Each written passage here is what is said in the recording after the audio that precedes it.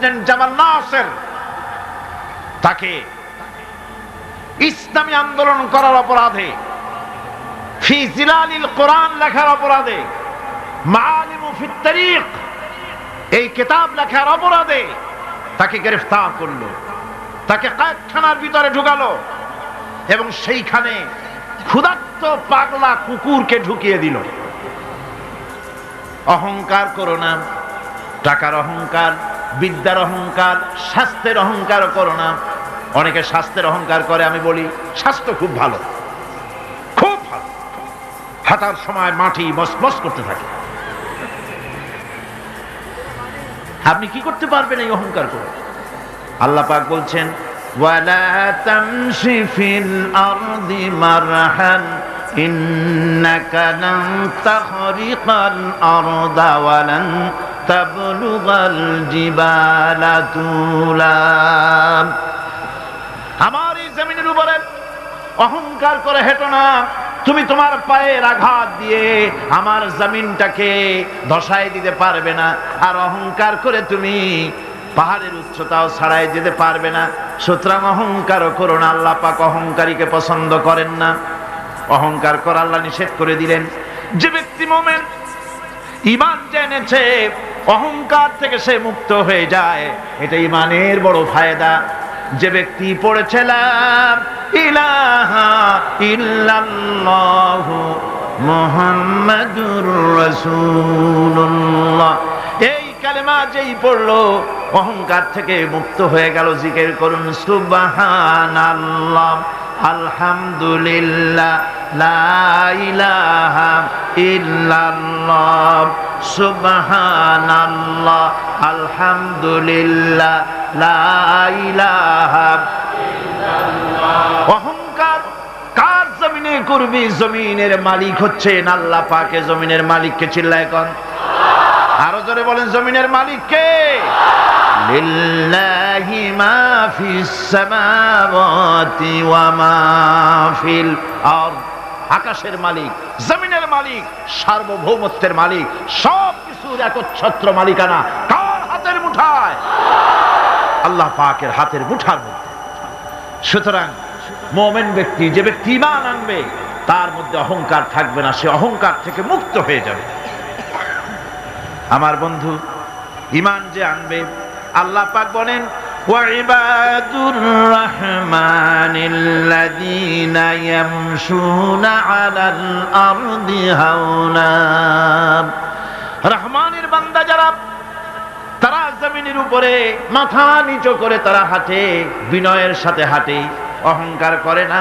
বুক ফুলায়া মাথা উঁচু করে অহংকার করে হাঁটে না। দেখে নেব, এরকম করে চিল্লায় না। মানুষের উপরে দুঃশাসন, জুলম ইত্যাদি তারা করে না। আমার বন্ধুগণ, ঈমান যারা আনে, ঈমান তাকে আরো একটি মর্যাদা, আরো একটি গুণ, আরেকটি কোয়ালিটি তার মধ্যে সৃষ্টি করে দেয়। সে জানে মওতের মালিক হচ্ছে আল্লাহ রব্বুল আলামিন। কেউ আমার জীবন নিতে পারবে না। এক মুহূর্ত হায়াত থাকতে আমার জীবন কেউ নিতে পারবে না। কথা ঠিক কিনা?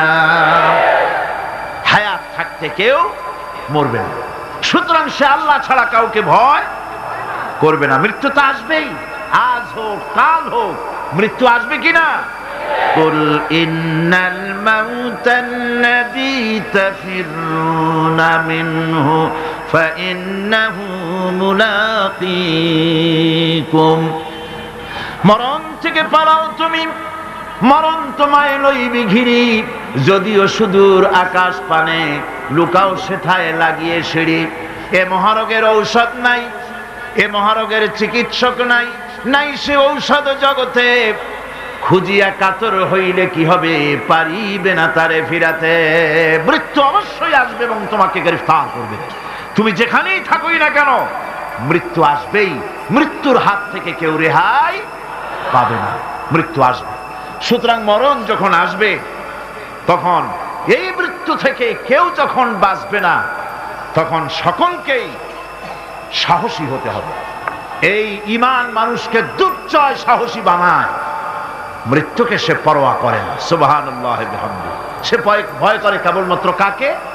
আল্লাহ রাব্বুল আলামিনকে, আর কাউকে ভয় করে না। ফাঁসির মঞ্চে দাঁড়িয়েও বিজয়ের হাসি হাসে, যেহেতু সে জানে এই ফাঁসি আমার জন্য আল্লাহর পক্ষে যদি নির্ধারিত থাকে তবে ফাঁসি হবে, আর যদি না থাকে তাহলে এই ফাঁসি আমাকে কেউ দিতে পারবে না। মিশরের শহীদ সৈয়দ কুতুব রাহমাতুল্লাহ আলাইহি নওয়ারাল্লাহু মারকাদাহু ওয়া জাআলাল জান্নাতা মাসওয়াহু, আল্লাহ পাক তাকে জান্নাতুল ফেরদাউসের মেহমান বানিয়ে নিন। মিশরের প্রেসিডেন্ট জামাল নাসের তাকে ইসলামী আন্দোলন করার অপরাধে, ফি জিলালিল কোরআন লেখার অপরাধে, মাআলিমু ফিত তারিক এই কিতাব লেখার অপরাধে তাকে গ্রেফতার করলো, তাকে কয়েদখানার ভিতরে ঢুকালো এবং সেইখানে ক্ষুধার্ত পাগলা কুকুরকে ঢুকিয়ে দিল। তারপর অনেকক্ষণ পরে একজন লোককে পাঠিয়েছে, দেখে আসো রুমের ভিতরে কুকুরের সাথে কুকুর কি ব্যবহার করে। নাউযুবিল্লাহ। জামাল নাসেরের পাঠানো সেই লোকটি জেলখানার ভিতরে দৃশ্য দেখে অবাক হয়ে ফিরে এসে বললেন, জাহাপানা, কয়েকখানার ভিতরে গিয়ে দেখলাম সৈয়দ কুতুব নামাজের ভিতরে সেজদায় পড়ে আছে, আর শিকারী পাগলা কুকুর তার পাশে বসে তাকে পাহারা দিতেছে। মৃত্যুর ভয় ইমানদারেরা করে না। তাকে বলা হয়েছিল ক্ষমা চাওয়ার জন্য, তিনি বলেছেন মাজলুমকে ক্ষমা চাইতে হবে জালেমের কাছে, এর থেকে ফাঁসি গ্রহণ করে শাহাদাতের দরজা নিয়ে হাসি মুখে আমি আমার মনিবের দরবারে খাড়া হতে চাই। এটাই হলো ঈমান। আর জামাল নাসেরকে আল্লাহ পাক ইন্তেকাম নিলেন, দুনিয়া থেকে বিদায় করে দিলেন। তুরস্কের প্রেসিডেন্ট যাকে ভাগ্য বিধাতা বলা হয়, আতাতুর্ক বলা হয়, কামাল পাশা আল্লাহর ইসলামের সঙ্গে বেয়াদবি করেছে, আরবি ভাষা শিক্ষা করা হারাম ঘোষণা করেছিল, হিজাব পরা মেয়েদের জন্য হারাম ঘোষণা করেছিল, শাদী শোদা মেয়েদেরকে বিবাহ দেওয়া জায়েজ করেছিল। নাউযুবিল্লাহ। এই কামাল পাশার ঘুম ভেঙে গেল সকালবেলায় কিসের এক আওয়াজে। সে বলল, কিসের আওয়াজে আমার ঘুম ভাঙলো? বলা হলো মুয়াজ্জিনের আজান। মুয়াজ্জিন চিল্লাইলো কেন? ধরে আনো। মুয়াজ্জিন আনা হলো। তারপরে জিজ্ঞাসা, এই বেটা চিল্লাইছিস কেন? সে বলল, আমি তো চিল্লাই নাই, আমি আজান দিছি। কেন আজান দিলি? আমার ঘুম ভাঙলো কেন? তাকে আনা হলো এবং তাকে অর্ডার করা হলো। বলা হলো, কামাল পাশা বলল, আমার সামনে তাকে জবাহ করো, তার সমস্ত শরীরটাকে তরবারি দিয়া টুকরা টুকরা করে দাও। আমার ঘুম ভাঙালো কেন? আল্লাহ রাব্বুল আলামিন কামাল পাশাকে দুনিয়া থেকে বিদায় করে দিয়েছেন। না বেঁচে আছে আজও? ইরানের রেজা শাহ পাহলভী মুসলমানদের পর অত্যাচার করেছে। ২৫০০ বছরের রাজতন্ত্রের প্রতিভূ অত্যাচার করেছে মুসলমানদের পরে। মুসলমানের দেশে রাস্তায় রাস্তায় শুকর জবাহ হতো। ওলামাদের সম্পর্কে বাসের কন্ডাক্টররা পর্যন্ত এই পর্যায়ে চলে এসেছিল যে আমরা বেশ্যা এবং আলেম এদেরকে আমরা বাসে চড়াবো না। এভাবে করে ওলামাদেরকে ঘৃণা করা হলো, মহিলাদেরকে বেইজ্জত করা হলো, বেপর্দা করা হলো। আল্লাহ পাক অ্যাকশন নিলেন, নেন নাই? জোরে কর, নিয়েছেন কিনা? ইরানে বিপ্লব শুরু হলো। এই বিপ্লবে মহিলারাও নামলেন, তারাও বিপ্লবে শরীক হলেন। এরপরে রেজা শাহ পাহলভী পলাবার জায়গা পায় নাই, আমেরিকা গিয়া পালালো। আমেরিকা তাকে জায়গা দিল না, পানামায় আসলো। পানামা জায়গা দিল না, কায়রোতে আসলো। কায়রোর একটি হোটেলে জীবনের শেষ দিনগুলি সেখানে কাটলো। এতিমের মতো, ভিক্ষুকের মতো দুনিয়া থেকে আল্লাহ জিল্লাতির সাথে বিদায় করে দিলেন। সেই আল্লাহ আছেন কি নাই? জোরে বলেন, আছেন কি নাই? ইসলামের সাথে এই শত্রুতা নতুন কিছু নয়, বহুত পুরানো। সতিজা কর রহা হ্যায় अज़ल से ताइम रोज, सतीजा कर रहा है अज़ल से ताइम रोज, चरागे मुस्तफा भी से शरारे बुलहबीस। সেই আবহমান কাল থেকে ইসলামের বিরুদ্ধে এই ষড়যন্ত্র চলে আসছে। আবু জাহেলের গোষ্ঠীরা চেয়েছে চিরকাল মুহাম্মদ সাল্লাল্লাহু আলাইহি ওয়াসাল্লামের তাওহীদের চারাগকে, নবুয়তের চারাগকে নির্বাপিত করে দেওয়ার জন্য, কিন্তু তারা নিবাইতে পারে নাই। কারণ ইসলাম আল্লাহ পাকের কাজ। সকলে বলেন কাজ। আল্লাহ রাব্বুল আলামিন বলেন, ইউরিদুনা লিইউতফিউ নূরাল্লাহি বিআফওয়াহিহিম ওয়াল্লাহু মুতিম্মু নূরিহি ওয়ালাউ কারিহাল কাফিরুন। ওরা চায় মুখের ফু দিয়ে আমার আলোকে নির্বাপিত করে দেবে।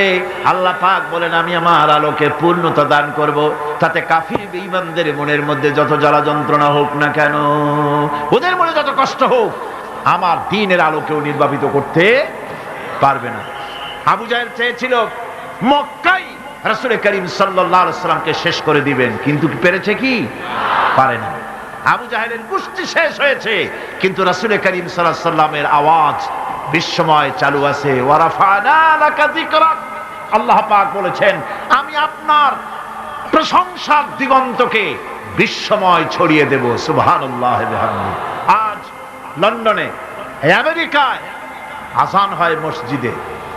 সেই আযান আগে হতো মসজিদের ভেতরে, আর খ্রিস্টানদের গির্জার ঘন্টা বাজতো মসজিদের বাইরে। মুসলমানেরা কেস করলো কোর্টে, একই ধর্মীয় কারণে খ্রিস্টানরা গির্জার বাইরে ঘন্টা পিটায়, আর আমাদের একই ধর্ম, আমরাও মানুষকে আহ্বান জানাই আযানের মাধ্যমে, সেটা মসজিদের মধ্যে দিতে দেওয়া হয়। এই আইনের আমরা প্রতিবাদ করছি। 3 বছর কেস চলল।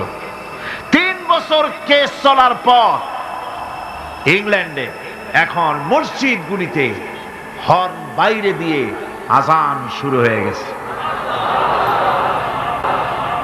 লন্ডনের বুকে মসজিদের আযান মাইকে যখন ছড়িয়ে পড়লো, আমার মনে পড়লো তখন বিশ্বকবি, কবি সম্রাট আল্লামা ইকবাল রহমতুল্লাহ আলাইহির কথা।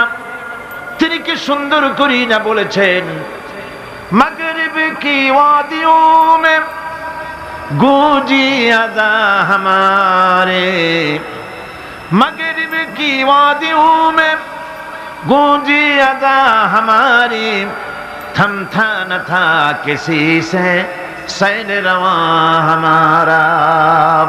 প্রচ্ছ এবং প্রতীচ্যে, পাহাড়ে পর্বতে, ইথারে সমুদ্রে, সর্বত্র রণিত অনুরণিত হবে, ধ্বনিত প্রতিধ্বনিত হবে বিশ্বময় লা ইলাহা ইল্লাল্লাহু মুহাম্মাদুর রাসূলুল্লাহ। এটাকে ঠেকাবার ক্ষমতা কারো নাই। আজ যদি দুনিয়া বাঁচতে চায়, আমরা কি বাঁচতে চাই?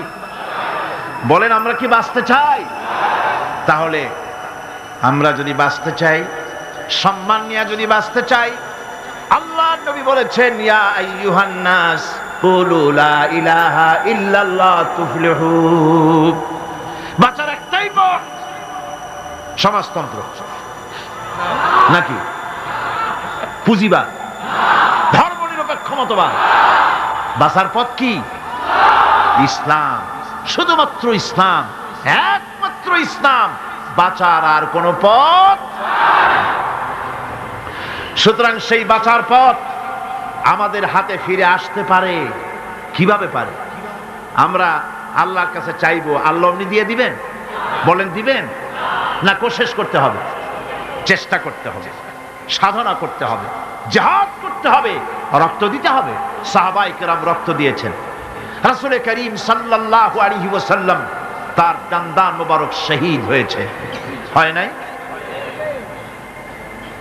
রাসূল করিম সাল্লাল্লাহু আলাইহি ওয়াসাল্লাম জীবন তার দাঁত শহীদ হয়েছে, তায়েফে রক্ত দিয়েছেন, সাহাবায়ে কেরাম জীবন দিয়েছেন। এত কিছু করার পর তারপর ইসলাম প্রতিষ্ঠিত হয়েছে। এত সহজে ইসলাম আসে না।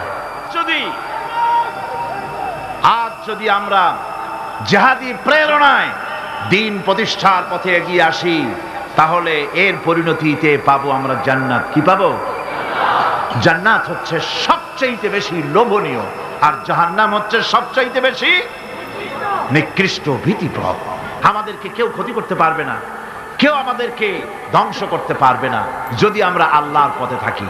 আল্লাহর পথেই আমাদের জানমাল ব্যয় করতে হবে। কারণ আল্লাহ পাক কোরআন শরীফের মধ্যে বলেছেন, ইন্নাল্লাহা আশতারা মিনাল মুমিনিনা আনফুসাহুম ওয়া আমওয়ালাহুম বিআন্না লাহুমুল জান্নাহ।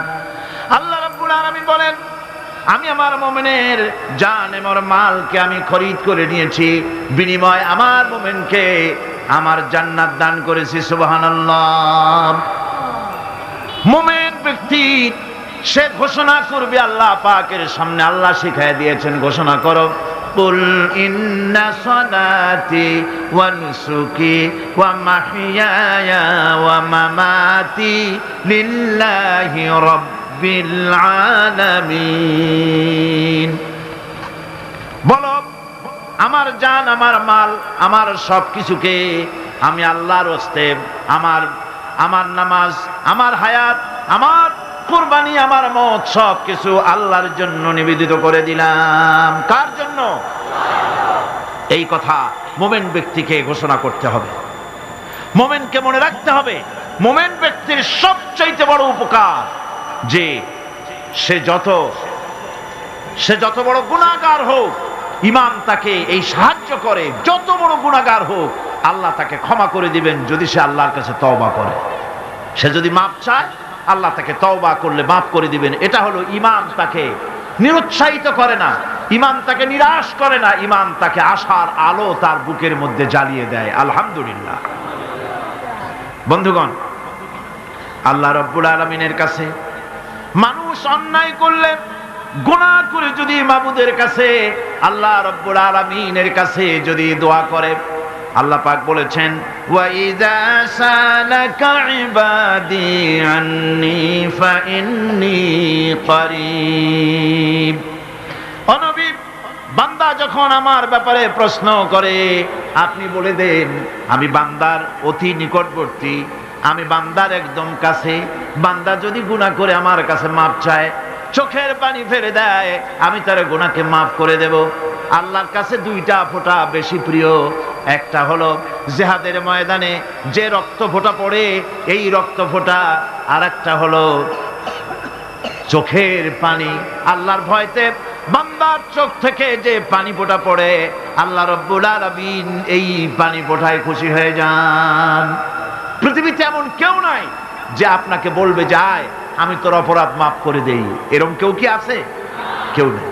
কিন্তু আল্লাহ পাক বলেন, আমার কাছে ফিরে আয়, চুরি করেছিস ফিরে আয়, জিনা করেছিস, মদ খেয়েছিস ফিরে আয়, যত অপরাধ করেছিস ফিরে আয়। আল্লাহর কাছে বান্দা যখন তওবা করে, গুনাহ করে মাপ চায়, আল্লাহ মাফ করে দেন। শুধু মাফ করেন না, শুধু মাফ করেন না, তার সাইয়্যাত গুলি আল্লাহ রাব্বুল আলামিন হাসানাত দিয়ে বদলায় দেন। সে যে গুনাহ করেছিল, সেই গুনাহগুলি হাসানাত দিয়ে বদলায় দেন। তিনি এমন এক মহান সত্তা, যার কাছে চাইলেই তিনি খুশি হন। হর হমেশা দেনে কো वो तैयार है, हर हमेशा देने को वो तैयार है, जो ना मांगे उससे वो बेजार है। যে চায় আল্লাহ তারে বেশি করে দেন, যে চায় না আল্লাহ পাক তার প্রতি নারাজ হয়ে যান। সুতরাং চাওয়াটাই বেশি জরুরি। রাতের আধারে তাহাজ্জুদের নামাজ পড়ে মানুষ যখন কান্দে, মুসলিম শরীফের হাদিসে এসেছে প্রতি রাত্রে আল্লাহ রাব্বুল আলামিন শেষ আকাশে সেখান থেকে মানুষকে ডাকেন, ও আমার বান্দারা আমার কাছে চাও, কে অপরাধ করেছো, গুনাহ করেছো।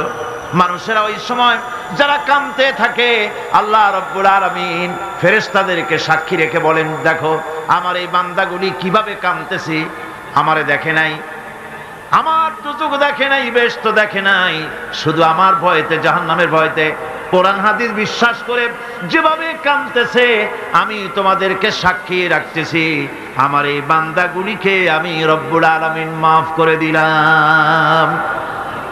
সুতরাং ঈমান মানুষকে এভাবে সমৃদ্ধ করে, ঈমান মানুষকে সমৃদ্ধ করে দেয়, তার সাহসিকতা বাড়িয়ে দেয়, তাকে হতাশা থেকে ফিরিয়ে তার মধ্যে আশার সঞ্চার করে দেয়। লা তাকনাতু মির রাহমাতিল্লাহ, আল্লাহ পাক বলছেন আমার রহমত থেকে মায়ুস হয়ে যেও না, নিরাশ হয়ে যেও না, আমার কাছে কাঁদো, আমাকে বলো, আমি জীবনের সমস্ত গুনাহ খাতাকে মাফ করে দেব। আমার ভাইরা, মুমিন ব্যক্তির ভিতরে সাহস আল্লাহ পাক সৃষ্টি করে দেন, কোন ভয় ভীতি তার মনের মধ্যে জায়গা পায় না, তার মধ্যে সাহস সৃষ্টি হয়ে যায়। তার দৃষ্টান্ত আল্লাহ পাক কোরআন শরীফের মধ্যে দৃষ্টান্ত রেখে দিয়েছেন। আমার বন্ধু হযরত ইব্রাহিম আলাইহিস সালামকে আগুনের ভিতরে যখন ফেলে দেওয়া হয়েছিল, তাকে ফেরেশতারা সাহায্য চাওয়ার জন্য বলেছিল। ফেরেশতা বলেছে, ইব্রাহিম আমার কাছে সাহায্য চাও, এই আগুন থেকে বাঁচায় দেব। হযরত ইব্রাহিম আলাইহিস সালাম বলেছিলেন, আমি তোমাদের কাছে সাহায্য চাইব না, কারণ আমি তো এমন কোন অন্ধ খোদার ইবাদত করি না যিনি তার নিজের চোখে আমার দুঃখ দুর্দশা না দেখেন। তিনি তো দেখতে পাচ্ছেন, সুতরাং আমি তোমার কাছে সাহায্য চাইব না। আগুনে পড়ে গেলেন। এরপরে রব্বুল আলামিন আগুনের প্রতি নোটিশ করে দিলেন, ইয়া নারু কুনি বারদাও ওয়া সালামান আলা ইব্রাহিম, আগুন আমার ইব্রাহিমের জন্য শান্তিদায়ক ঠান্ডা হয়ে যা। কি বলেন, আগুন তারপরে জ্বলছিল? আগুন তারে জ্বালাইছে? আগুন তারে জ্বালাতে পারে নাই। আমার বন্ধুগণ, সাহস হারাবেন না, কোন অবস্থাতেই সাহস হারাবেন না। আজও যদি কোন নমরুদ কোন ইব্রাহিমের সন্তানকে যদি তার দলভুক্ত কাউকে যদি আগুনে ফেলে দেয়, আল্লামা ইকবাল বলেছেন, আজ ভি হো জু ইব্রাহিম কাইমা পয়দা আগ কর সকতি হ্যায় এক আন্দাজ গুলিস্তা পয়দা। ইব্রাহিমের ঈমান যদি আজও কোথাও হয় বিদ্যমান, করতে পারেন অগ্নিকুণ্ডে খুবসুরত গুলিস্তান। আজও যদি আগুনের মধ্যে কাউকে ফেলে দেওয়া হয়, কোন নমরুদ যদি আজও ফেলে, তাহলে সেই আল্লাহ আছেন না যে আল্লাহ ইব্রাহিমকে বাঁচাইছিলেন? আছেন কিনা? সে আল্লাহ পাক আজও আছেন, এবং আগুনের ভেতর থেকে তার বান্দাকে তিনি হেফাজত করতে সক্ষম।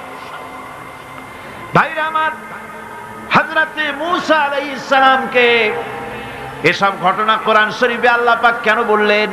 আমি তো বানিয়ে কোনো ঘটনা বলতেছি না, এগুলি কোথায় আছে?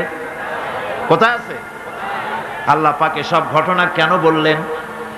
এই জন্য বলেছেন, ফেরাউন এক যুগে সেই বিদায় হবে তা না, নমরুদ এক যুগে সেই বিদায় হবে তা না, আবু জাহেল এক যুগে সেই বিদায় হবে তা না। আবু জাহেল, নমরুদ, ফেরাউন আসবে না, কিন্তু তাদের নাতি নাতনিরা তো আসবেই। তখন যেন তোমরা ভয় পেও না। আল্লাহ রাব্বুল আলামিন কোরআনে কারীমের মধ্যে পরিষ্কার করে বলে দিয়েছেন, এসব ঘটনা শোনায়েছেন ইবরতের জন্য। কিসের জন্য বলেন? ইবরতের জন্য। আমরা তো ইবরত বুঝি না, আমরা উপদেশ বুঝি না, শুধু ফুর্তি করি।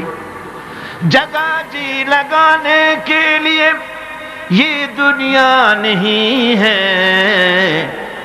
जगह जी लगाने के लिए ये दुनिया नहीं है, ये इबरत की जा है तमाशा नहीं है। এই পৃথিবী তো খেল তামাশা করার জায়গা না, এই পৃথিবী তাস খেলা জুয়া খেলার জায়গা না, এটা উপদেশ গ্রহণ করার জায়গা। উপদেশ দেখো, শেখো, উপদেশ গ্রহণ করো।